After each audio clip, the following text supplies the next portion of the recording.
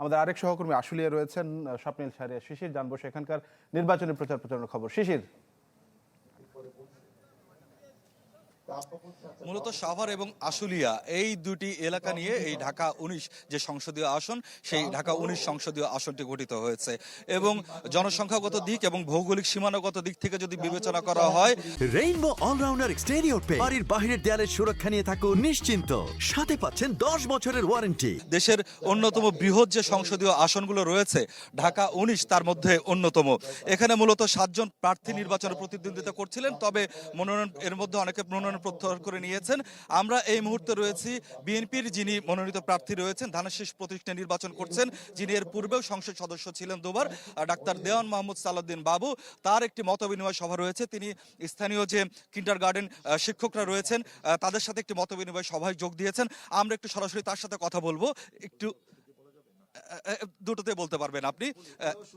জি, আমরা মূলত জানতে চাচ্ছিলাম ঢাকা ১৯ অন্যতম বৃহৎ একটি সংসদীয় আসন এবং শ্রমিক অধ্যুষিত এলাকা। এই এলাকার নানা রকম সমস্যা রয়েছে। আপনি ইতিপূর্বেও সংসদ সদস্য ছিলেন, তো এই এলাকার ভোটাররা মূলত কি দাবি আপনার কাছে জানাচ্ছে এবং আপনি তাদেরকে প্রতিশ্রুতি দিচ্ছেন, জয়ের ব্যাপারে আপনি কতটুকু আশাবাদী? এই এলাকায় অন্যতম সমস্যা হলো মাদক। আমি ১০০ দিনে একটা কর্মসূচি ঘোষণা করেছি।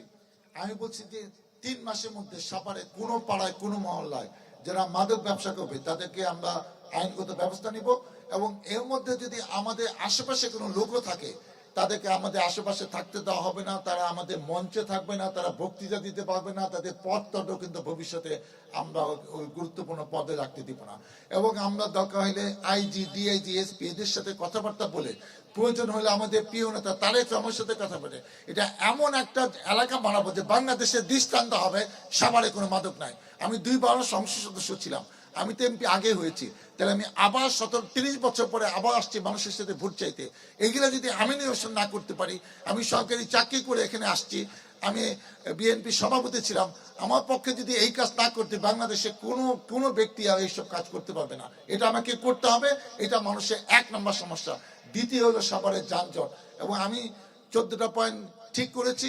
এই যে হেমায়তপুর, আমার বাসার সামনে পাকিজা, তারপর বাজার বাস স্ট্যান্ড, তারপর বাইপাইল, তারপর আশুলিয়া, জামগড়া, তারপর জিরাবো, এইসব যে আরো কিছু পয়েন্ট আছে, এখানে এমন যানজট হয় যে ঢাকা থেকে আসতে ১-১.৫ ঘন্টা এবং ঘন্টার পর ঘন্টা লোক বসে থাকে। হয় কি, পুলিশ ১-২ এইসব জায়গায় যানজট কন্ট্রোল করতে পারে না।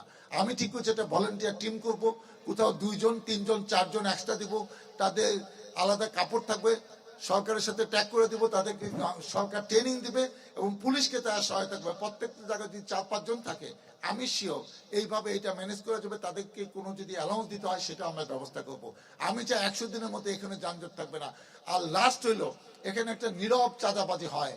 সেখানে দোকানপাট, কেউ নতুন বাড়িঘর করতে আসবে, কিংবা কোনো অসহায় লোক কাউকে আওয়ামী লীগের নামে, অমুকের নামে, তুই আওয়ামী লীগ করছিস টাকা দিবি, মানে সে একটা নাগরিক, তাকে টাকা দিতে হবে কেন? এটা কি ধরনের কথা?